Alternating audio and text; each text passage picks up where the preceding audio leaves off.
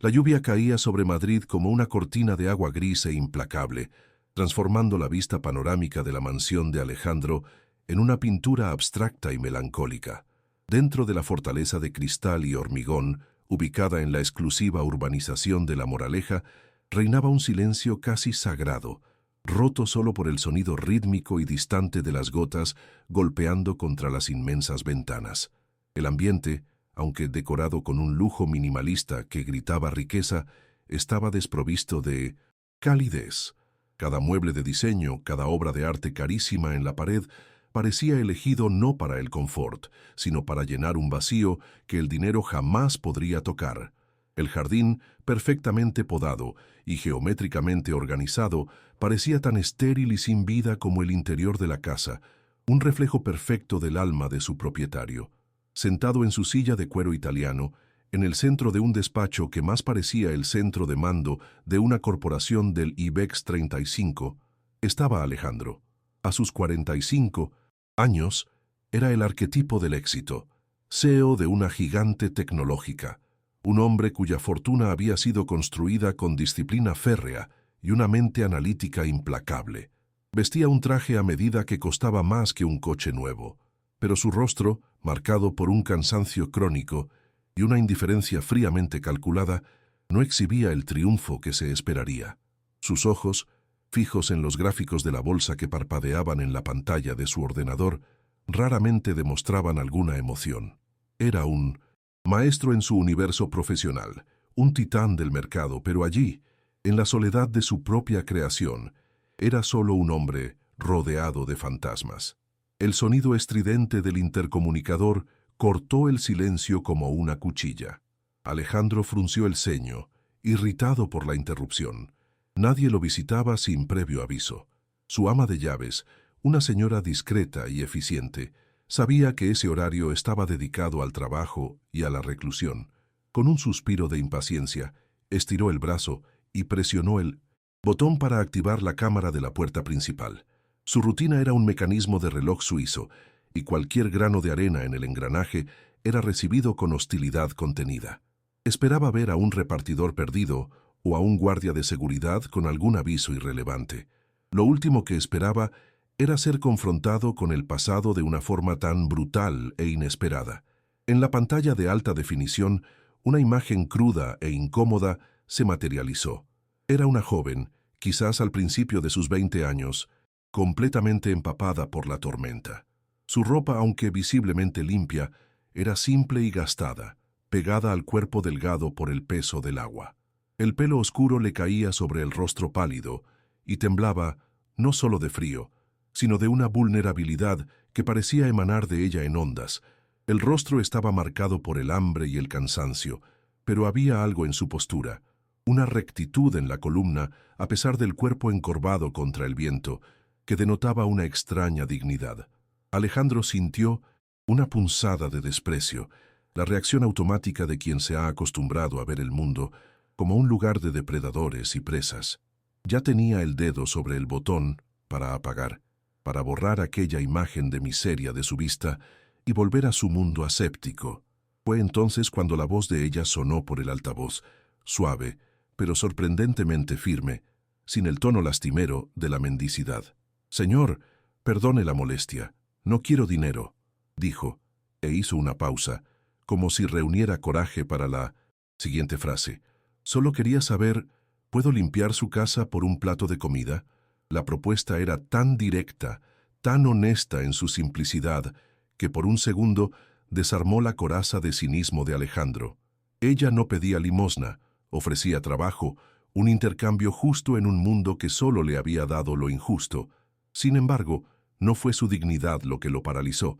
Fue cuando realmente miró su rostro, inclinándose más cerca de la pantalla, que el mundo a su alrededor se deshizo.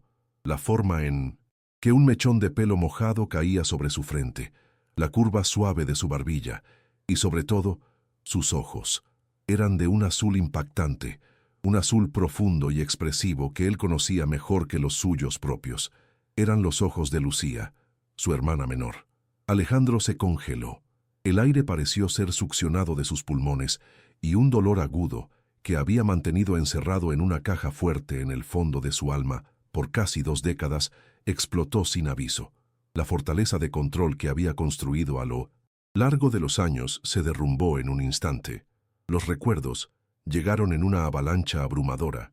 El sonido de la risa de Lucía resonando por los pasillos de la antigua casa donde crecieron, el olor a lluvia en su pelo después de una tarde de juegos, la expresión de dolor y traición en su rostro durante la terrible pelea que la hizo irse para siempre.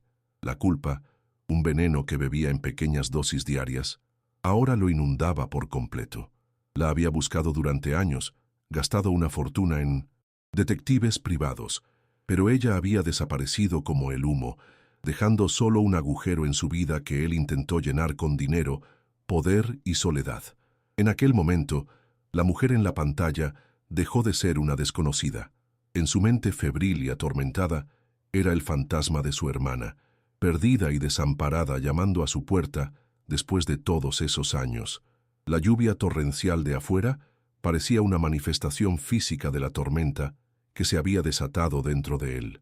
Todo lo que había reprimido, todo el dolor, todo el arrepentimiento, estaba ahora personificado en aquella figura frágil que ofrecía trabajo a cambio de un poco de calor y comida.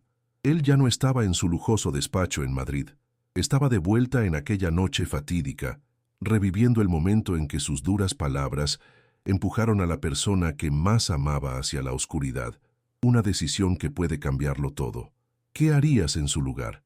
Mientras Alejandro procesa este shock, aprovecha para suscribirte al canal y contarnos desde qué ciudad estás siguiendo esta jornada, que apenas comienza. Se encuentra ante una elección que desafía toda su lógica y lo obliga a confrontar al hombre en que se ha convertido. El impulso de su corazón lucha contra la frialdad de su mente, y lo que hará a continuación no solo sellará el destino de la joven en la lluvia, sino también el suyo propio, de una forma que jamás podría imaginar. En un gesto que desafiaba 2 décadas de aislamiento emocional, Alejandro apretó el botón que abría el imponente portón de su fortaleza en La Moraleja. El metal se deslizó suavemente, una invitación silenciosa para que el mundo exterior, en su forma más cruda y vulnerable, entrara en su santuario. Caminó hasta la puerta principal, moviéndose como un autómata, y la abrió. Sofía estaba allí, una figura pequeña y encogida contra la vastedad de la fachada de mármol. Sus ojos, al encontrarse con los de Alejandro, no contenían súplica, sino una mezcla de agotamiento y una dignidad terca. Él no dijo una palabra, solo se apartó, manteniendo la puerta abierta, una orden muda para que entrara. La lluvia y el viento de Madrid entraron con ella, rompiendo por un instante el aire estático y climatizado de la mansión. La gobernanta, Elvira, apareció en el vestíbulo, su rostro una máscara de asombro contenido.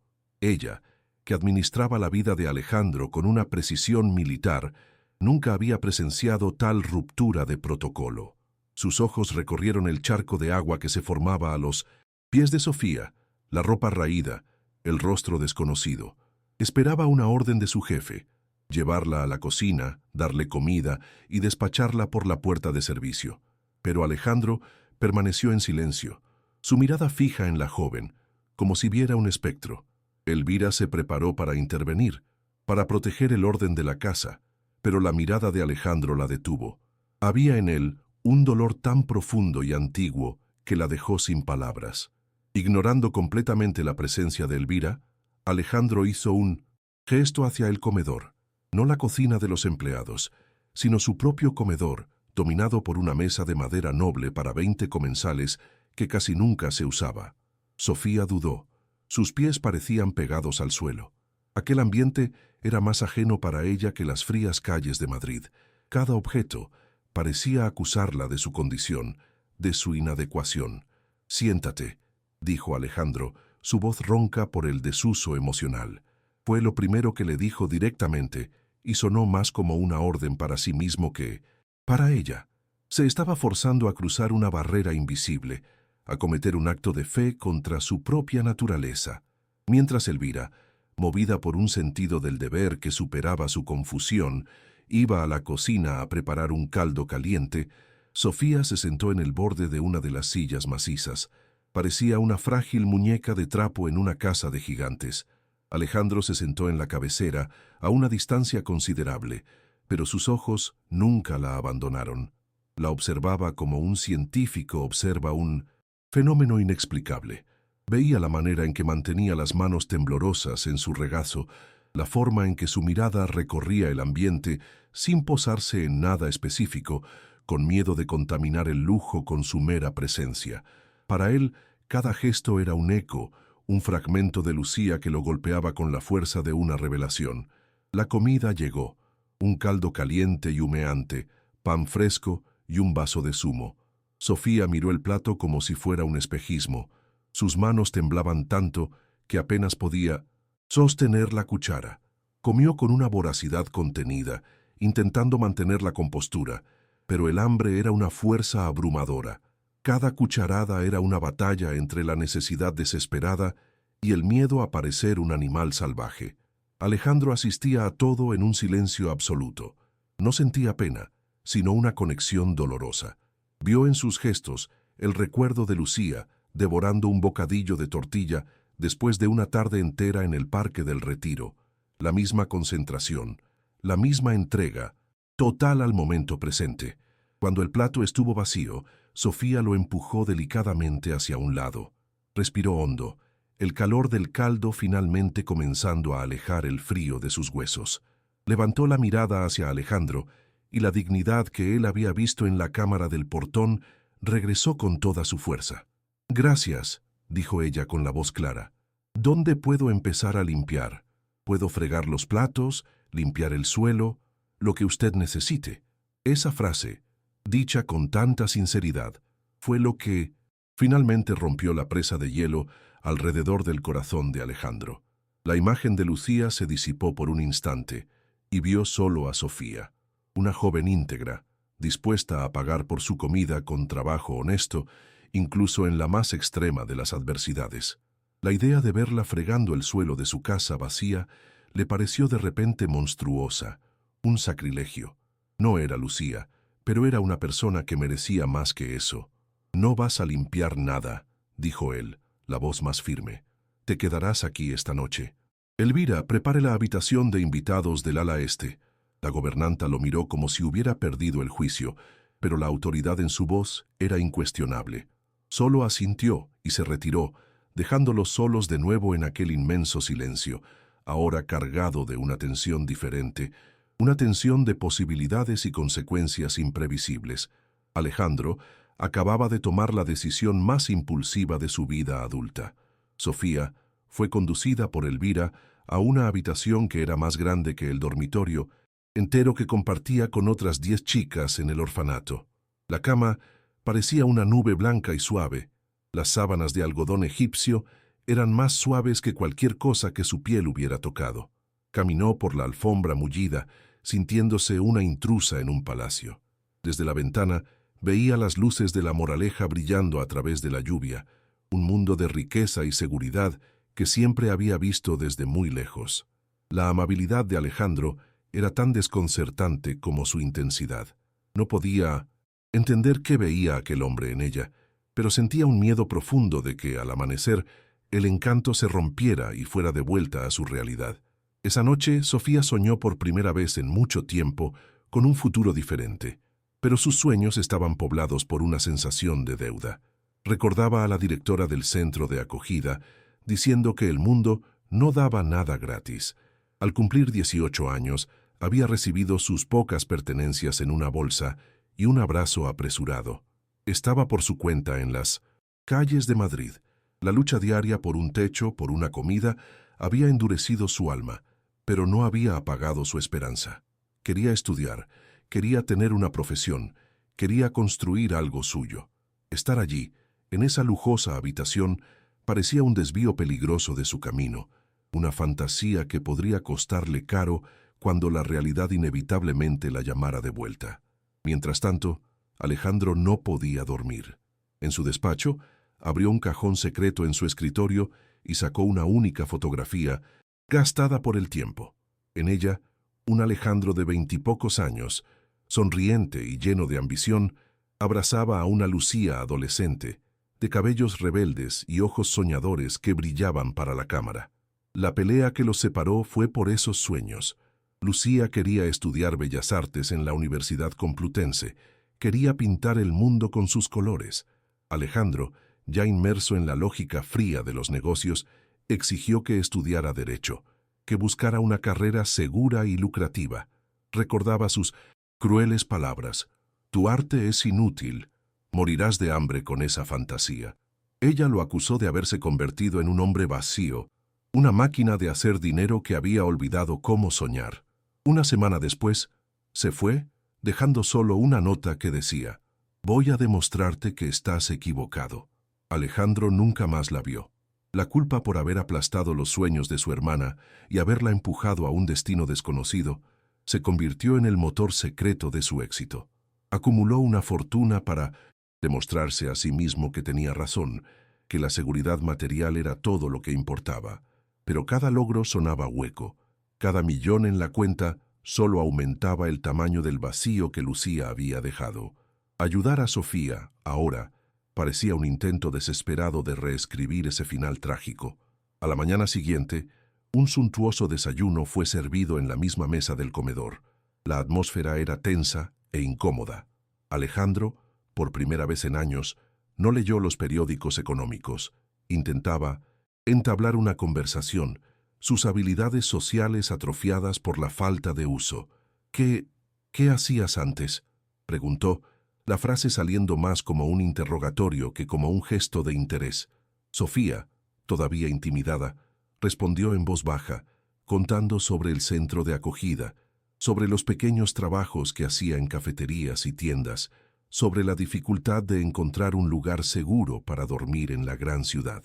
No se quejaba, solo relataba los hechos con una honestidad desarmante. Poco a poco, la conversación fluyó. Alejandro descubrió que, a pesar de todo, Sofía no había perdido la dulzura.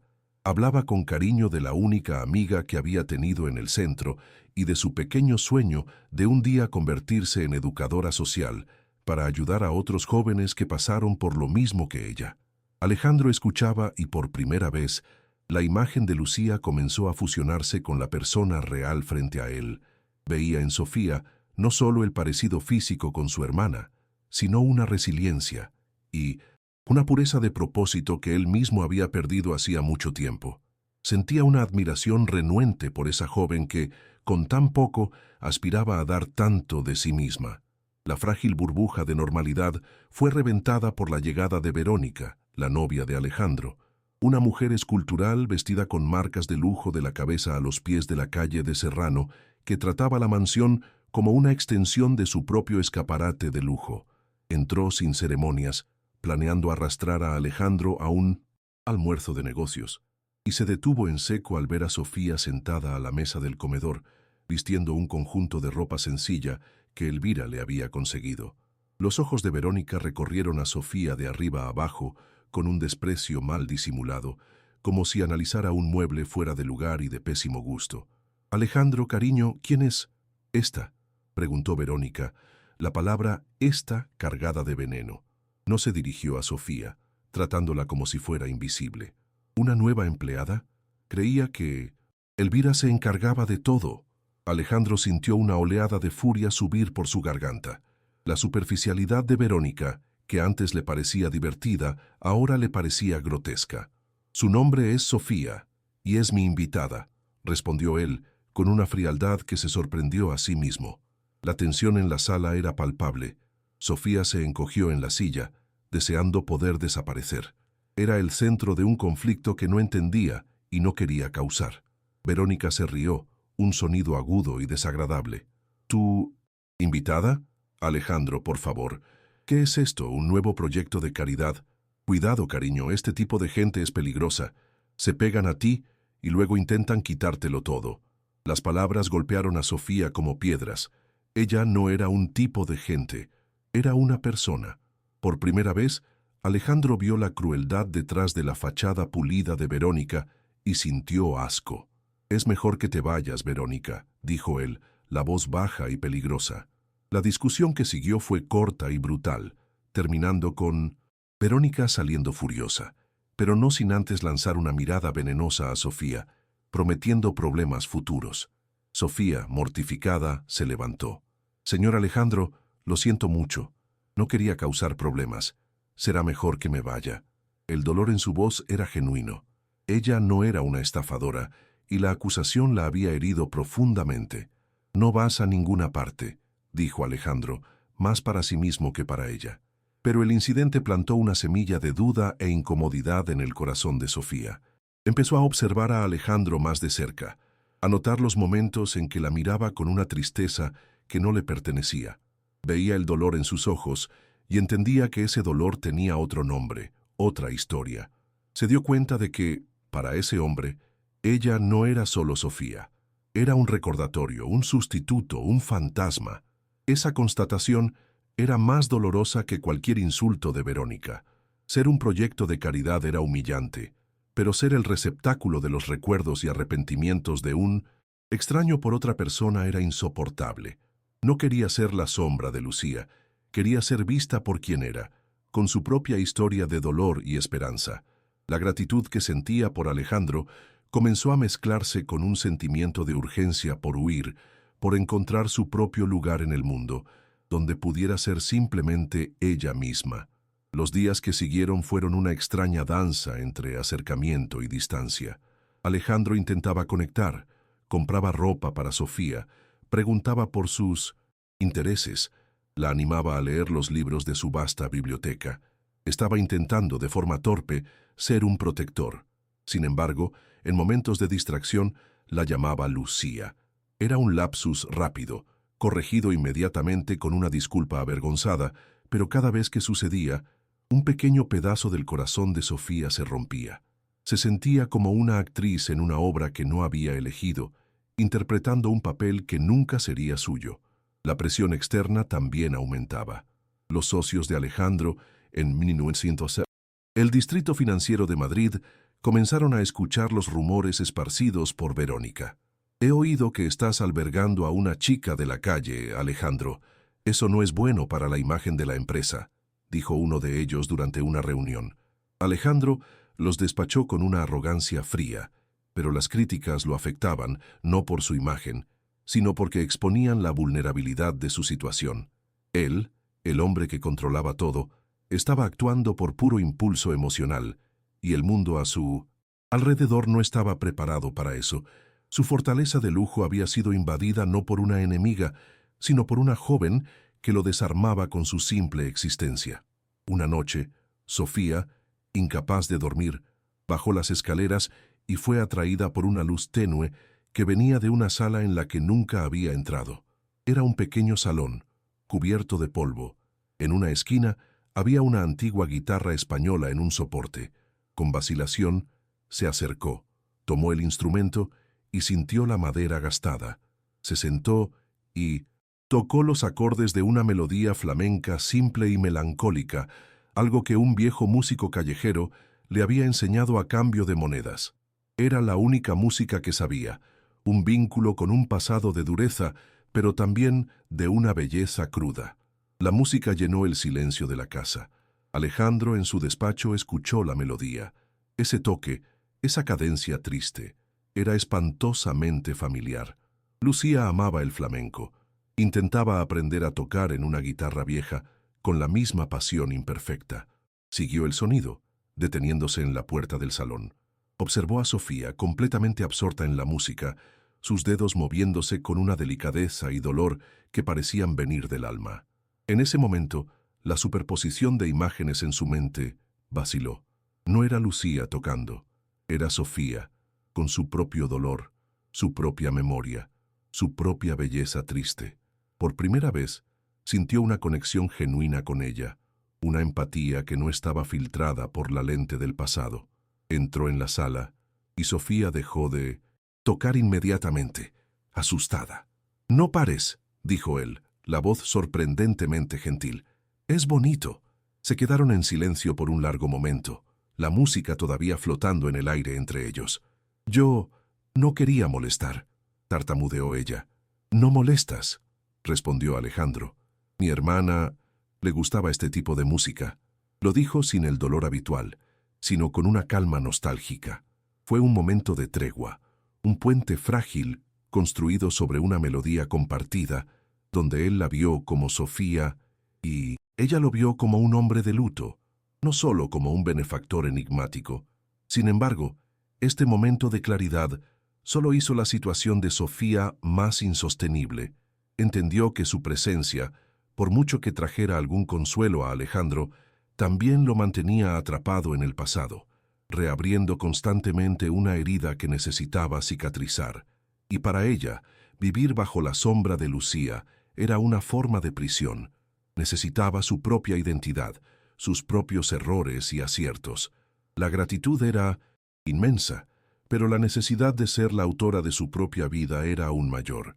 La mansión, que al principio le había parecido un puerto seguro, ahora se revelaba como una jaula dorada. La decisión fue tomada en una noche solitaria, mientras observaba la lluvia caer sobre las luces de Madrid, igual que el día en que llegó. No podía seguir siendo una carga o un fantasma. Era injusto para Alejandro y, sobre todo, injusto para consigo misma. Con el corazón apesadumbrado, pero con una resolución firme, buscó un trozo de papel y un bolígrafo. Quería agradecer, explicar que no huía por ingratitud, sino por respeto a sí misma y a él. Necesitaba encontrar su propio valor, no ser el reflejo del valor perdido de otra persona. Escribió una nota sencilla, con la caligrafía cuidada que aprendió en el centro de acogida. Señor Alejandro, no tengo palabras para agradecerle todo. Usted me salvó, me dio calor y dignidad cuando no tenía nada. Pero no puedo ser la persona que usted busca en mí. Necesito encontrar mi propio camino. Espero que algún día encuentre la paz que tanto merece. Con eterna gratitud, Sofía.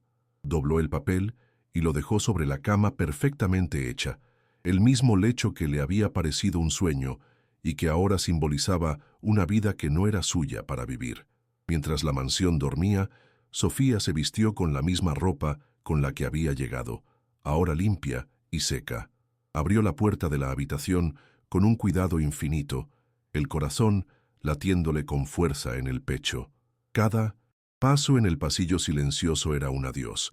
Miró por última vez la casa, un monumento a la riqueza y a la soledad, y sintió una punzada de tristeza no por sí misma, sino por el hombre que dejaba atrás.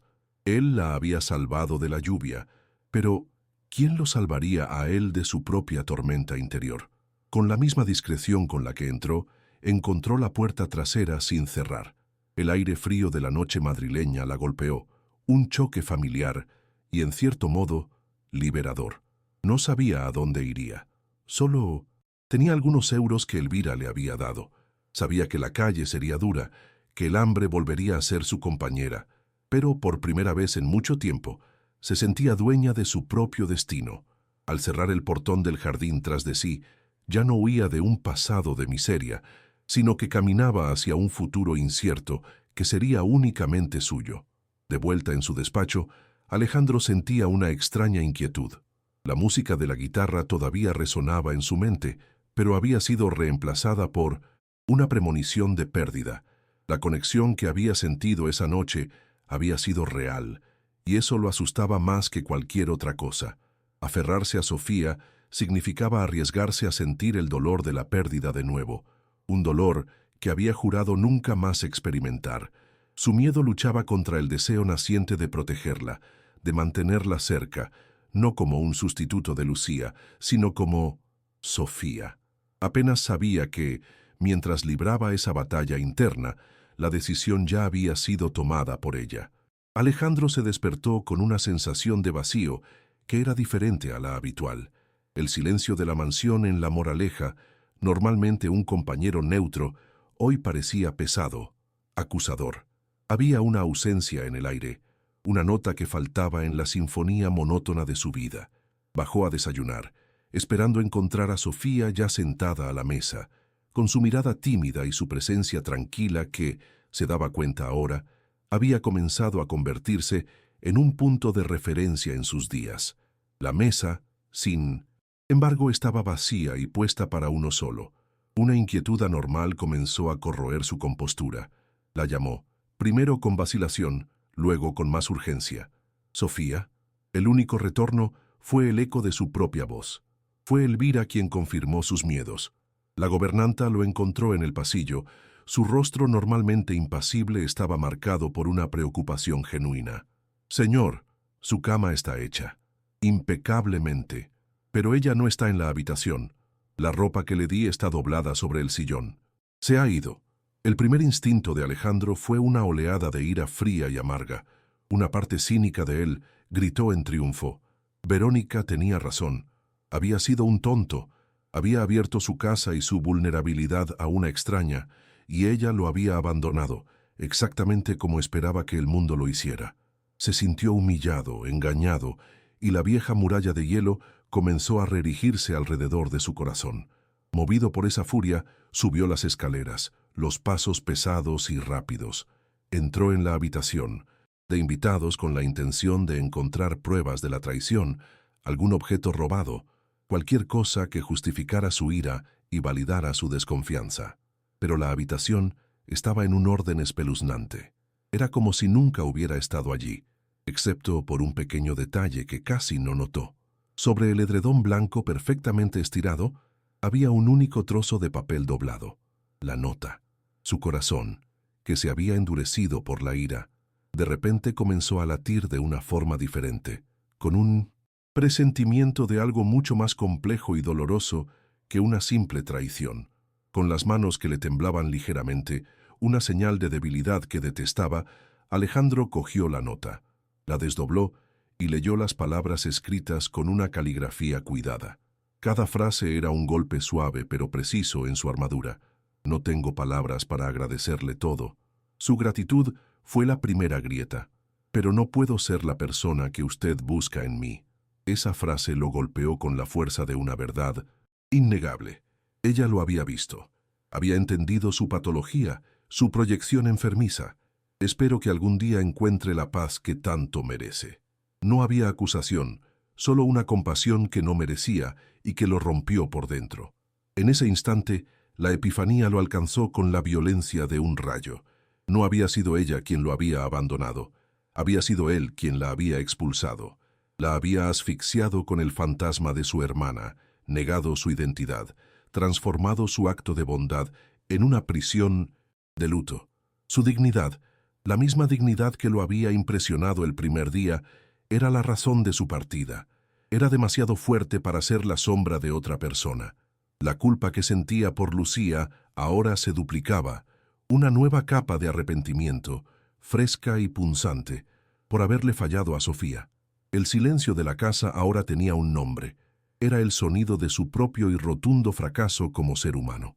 Una ola de pánico, una emoción que no sentía desde la noche en que Lucía desapareció, se apoderó de él.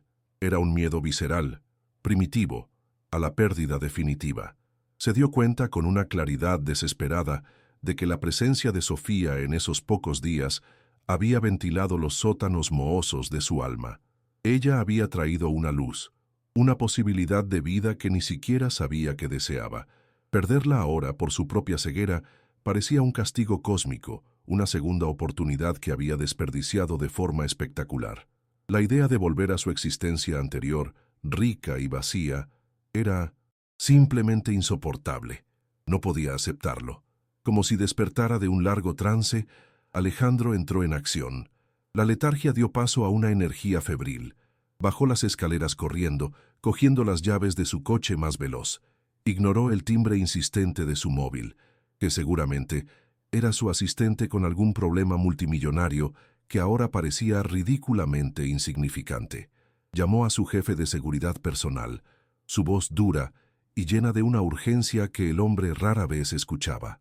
Quiero que verifiques cada cámara de seguridad de la urbanización y de las calles cercanas. Encuéntrala. Descubre a dónde ha ido. Ahora, toda su capacidad analítica, toda su fortuna, todo su poder, estaban ahora enfocados en un único objetivo: encontrar a Sofía. La búsqueda era una carrera contra el tiempo y contra el arrepentimiento. Alejandro conducía por las calles de Madrid sin rumbo fijo. El potente motor de su coche de lujo, un contraste grotesco con los barrios obreros, por donde comenzaba a pasar, como Usera o Vallecas. Intentaba pensar como ella. sin dinero, sin contactos. ¿A dónde iría? La palabra que él mismo le había oído resonó en su mente. Refugio. Comenzó a buscar albergues, instituciones de caridad, parroquias que ofrecían cobijo. En cada parada salía de su coche, el traje caro cubierto de lluvia, y mostraba su foto en su teléfono móvil a extraños, asistentes sociales y personas sin hogar, enfrentando miradas de desconfianza y pena. Las horas pasaban y la esperanza comenzaba a desvanecerse, dando paso a una desesperación helada. Estaba a punto de rendirse, de entregarse a la idea de que la había perdido para siempre en la inmensidad de la ciudad, cuando sonó su teléfono. Era su jefe de seguridad. «Señor, un guardia de un comedor social en Vallecas ha reconocido la foto. No está seguro, pero cree haber visto a una chica parecida entrando en el albergue San Damián a unas pocas manzanas de allí. Es un lugar bastante precario, señor». Una nueva oleada de adrenalina recorrió el cuerpo de Alejandro. Puso la dirección en el GPS y aceleró. El sonido de los neumáticos chirriando sobre el asfalto mojado. Encontró el albergue. Era un edificio antiguo, con la pintura desconchada y un aire de desolación. El interior era aún más sombrío. Un salón amplio y ruidoso, abarrotado de literas y colchones en el suelo, cada uno ocupado por una historia de pérdida y dificultad. El olor a desinfectante, mezclado con el de tristeza, flotaba en el aire. Y entonces la vio. En un rincón, sentada en un colchón fino en el suelo, estaba Sofía. Abrazaba sus propias rodillas, la mirada perdida en el vacío. Parecía infinitamente más pequeña y frágil que en su mansión. La visión de ella, allí, en ese lugar, rendida a la desesperanza, fue el golpe final que demolió lo que quedaba del viejo Alejandro. Se acercó lentamente, con miedo de asustarla. Su corazón latía descontroladamente. Cuando ella finalmente levantó la mirada y lo vio, sus ojos se abrieron de par en shock y confusión. No se detuvo a una distancia segura. Fue hacia ella y, sin dudarlo, se arrodilló en el suelo sucio, la tela cara de sus pantalones manchándose de polvo. «Sofía», dijo, y su voz se quebró. Respiró hondo, luchando por encontrar las palabras adecuadas. «Leí tu nota. Y tú tenías razón en cada palabra. Fui ciego. Dejé que mi dolor del pasado me impidiera ver a la persona increíble que estaba justo frente a mí». Las palabras salieron en un torrente, una confesión cruda y sin filtros. «Me congelé cuando te vi porque te pareces a mi hermana, Lucía. Por eso te dejé entrar, lo admito. Estaba intentando, de una forma egoísta, arreglar un error que cometí hace 20 años. Te estaba usando para intentar calmar mi propia culpa». Hizo una pausa, mirándola a los ojos, implorando que lo escuchara, que entendiera la verdad que finalmente podía articular. «Pero la razón por la que he pasado todo el día buscándote, la razón por la que estoy aquí ahora, ya no es por...». Ella se acercó un poco más, su voz bajando a un susurro cargado de una emoción que nunca antes había expresado. «Es porque finalmente te veo a ti. Solo a ti, Sofía. Tu fuerza, tu bondad, tu dignidad, tu alma. Mi casa era solo un edificio caro y vacío, y solo se convirtió en un hogar en los pocos días que estuviste allí. No estoy pidiendo que la sombra de mi hermana regrese. Te estoy pidiendo a ti, Sofía, que vuelvas a casa.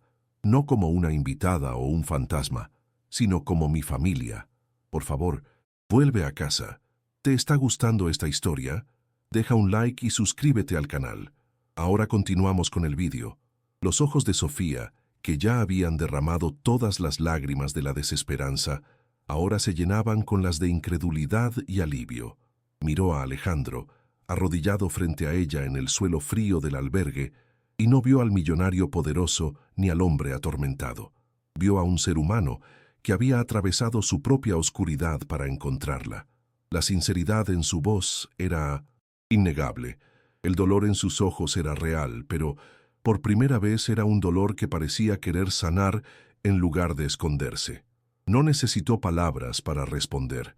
Un sollozo escapó de sus labios y asintió lentamente, un movimiento casi imperceptible, pero que para Alejandro fue como el amanecer después de una noche interminable. Él extendió la mano y ella la tomó, un pacto silencioso de un nuevo comienzo. El viaje de regreso a La Moraleja se hizo en un silencio profundo, pero era un silencio diferente al que reinaba en la mansión. No era un silencio de vacío o de tensión, sino de procesamiento, de curación. Era el silencio de dos almas heridas que finalmente habían encontrado un terreno común. Cuando el coche pasó por las puertas de seguridad y se detuvo frente a la imponente fachada de cristal y mármol, ambos miraron la casa como si la vieran por primera vez. Para Sofía, ya no era una jaula dorada, sino un lugar al que había sido invitada a pertenecer. Para Alejandro, la casa se reveló como realmente era: un mausoleo frío, un monumento a su soledad y a su miedo, y supo en ese exacto momento que no podrían construir un hogar sobre los cimientos de una tumba. La transformación de Alejandro fue inmediata y decisiva. Al día siguiente, hizo 2 llamadas que lo cambiaron todo. La primera fue a la agencia inmobiliaria más prestigiosa de Madrid, poniendo la mansión en venta sin ninguna duda. Cuando Sofía lo miró, sorprendida, él simplemente dijo: «Un hogar no está hecho de paredes, Sofía. Está hecho de personas. Encontraremos el nuestro». La segunda llamada fue a sus abogados, con instrucciones para iniciar la creación de una fundación. Ya no estaba interesado en adquirir empresas. Estaba interesado en construir futuros. La energía que antes dedicaba a acumular riqueza fue redirigida a un propósito que finalmente hacía latir su corazón con más fuerza. En pocas semanas, dejaron atrás la fría fortaleza de La Moraleja. La nueva casa, que eligieron juntos, era un encantador apartamento dúplex con una gran terraza en el barrio de Chamberí. Era elegante y espacioso, pero sobre todo era acogedor. Tenía luz natural, plantas, una cocina abierta y una biblioteca que no era para exhibición, sino para ser leída. El proceso de decorar el nuevo espacio, de elegir muebles y colores, se convirtió en un ritual de creación de su nueva identidad familiar. Alejandro, a quien nunca le habían importado esas cosas, se encontraba genuinamente feliz discutiendo el color de un cojín o el lugar para colgar una fotografía de ellos, riendo juntos. La Fundación Nuevo Comienzo nació, dotada con una suma inicial de 20 millones de euros del patrimonio personal de Alejandro. El objetivo era claro y directo: crear una red de apoyo completa para jóvenes que, como Sofía, dejaban el sistema de acogida al alcanzar la mayoría de edad. La fundación ofrecería no solo vivienda segura, sino también becas de estudio, formación profesional y apoyo psicológico. Alejandro usó su red de contactos y su perspicacia empresarial para construir alianzas y garantizar que la fundación fuera eficiente e impactante, trabajando con una pasión que sus socios jamás habían visto en él, ni siquiera en los negocios más lucrativos. Sofía, por su parte, floreció. Lejos de ser una figura pasiva, se convirtió en el corazón de la fundación. Con el apoyo total de Alejandro, se matriculó en la carrera de Trabajo Social en la Universidad Complutense de Madrid, cumpliendo el sueño que un día le había parecido imposible. Su experiencia de vida, combinada con el conocimiento académico, la convirtió en una voz esencial en la definición de los programas. No era solo una beneficiaria de la bondad de Alejandro, era su socia, su consejera, la personificación viva de la misión que habían abrazado juntos. Su transformación de una joven asustada a una mujer segura y llena de propósito era la prueba diaria del poder de una segunda oportunidad. La casa en Chamberí rara vez estaba en silencio. Siempre estaba llena de vida, ya sea con el sonido de las risas de Alejandro y Sofía o con las visitas de otros jóvenes de la fundación que venían a cenar, a pedir un consejo o simplemente a sentir el calor de un ambiente familiar. Elvira, la gobernanta, que los acompañó en la mudanza, ahora administraba una casa llena de calidez, su sonrisa una presencia constante. La antigua rigidez había dado paso a una complicidad afectuosa. Veía en Alejandro a un nuevo hombre y en Sofía, a la hija que nunca tuvo y la luz que faltaba en esa familia. Una tarde, mientras revisaban los proyectos para el primer centro de acogida de la fundación, Alejandro se detuvo y simplemente observó a Sofía. Estaba al teléfono, negociando con un proveedor con una autoridad y una compasión que lo dejaron maravillado. Finalmente entendió la lección que le había llevado casi toda la vida a aprender. Su redención no estaba en arreglar el pasado con Lucía, lo cual era imposible, sino en construir un futuro significativo con Sofía. La verdadera riqueza no estaba en los extractos bancarios, sino en la conexión humana, en el propósito compartido y en el coraje de elegir el amor en lugar del miedo. El futuro, antes un horizonte gris y solitario para ambos, ahora se extendía como un lienzo lleno de colores y posibilidades. Ya no eran dos personas rotas unidas por el dolor, sino una familia forjada en la elección, en el respeto mutuo y en un amor que trascendía la sangre. Habían roto el ciclo de soledad en sus propias vidas y con la fundación estaban decididos a hacer lo mismo por cientos de otros jóvenes. La casa vacía había sido llenada, no con muebles caros, sino con un propósito que finalmente les daba un verdadero sentimiento de hogar. 3 años después, el sol de otoño iluminaba el patio del recién inaugurado Centro Nuevo Comienzo, el primer gran proyecto habitacional de la Fundación.